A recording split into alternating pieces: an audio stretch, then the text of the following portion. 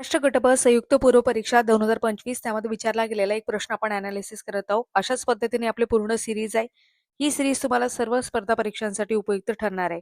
खालीलपैकी कोणता प्राणी सर्वात आदिम पृष्ठवंशी प्राण्यांचा गट अज्ञाताशी संबंधित आहे, असा प्रश्न विचारला आहे. यामध्ये ऑप्शन काय काय दिलेले आहेत.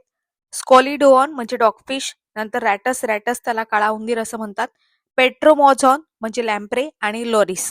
तर या प्रश्नाचं योग्य उत्तर आहे पेट्रोमॉझॉन. इथे अज्ञाथा म्हणजे काय असते ते तुम्हाला सांगते. अज्ञाथा म्हणजे ए म्हणजे नाही आणि ज्ञाथस म्हणजे जबडा, ज्याला जबडा नाही असा पृष्ठवंशीय प्राणी त्याला आपण अज्ञाथा असं म्हणतो.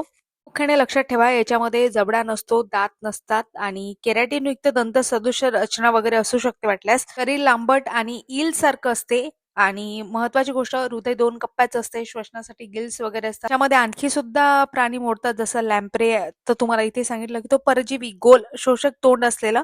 आणि दुसरं आहे हॅगफिश. हॅगफिश जे असते मृत आणि जखमी माशांवर उपजीविका करणारी एक प्राणी आहे, तो सुद्धा असते.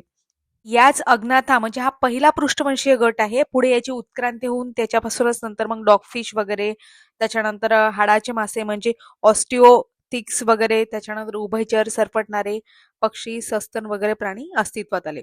याला सर्वात आदिम गट असं म्हटलं जाते. आता समोर आयोग तुम्हाला असा सुद्धा प्रश्न विचारू शकतो की सर्वात आदिम गट कुठला आहे, तर अज्ञात आहे, हे सुद्धा तुम्हाला माहिती पाहिजे. असे सुद्धा वाईस वर्सा उलट सुलट प्रश्न आयोग विचारू शकते. अशाच पद्धतीने पूर्ण आपली सिरीज आहे. ती सिरीज पाहण्यासाठी तुम्ही आपला YouTube आहे स्पर्धा विश्व ऑफिशियल, याला सबस्क्राईब करू शकता. डेली तुम्हाला नोटिफिकेशन मिळतील. या व्यतिरिक्त स्पर्धा विश्व ऑफिशियल हे आपलं टेलिग्राम सुद्धा आहे, ते सुद्धा तुम्ही जॉईन करू शकता. आवडल्यास लाईक, शेअर आणि सबस्क्राईब नक्की करा. धन्यवाद.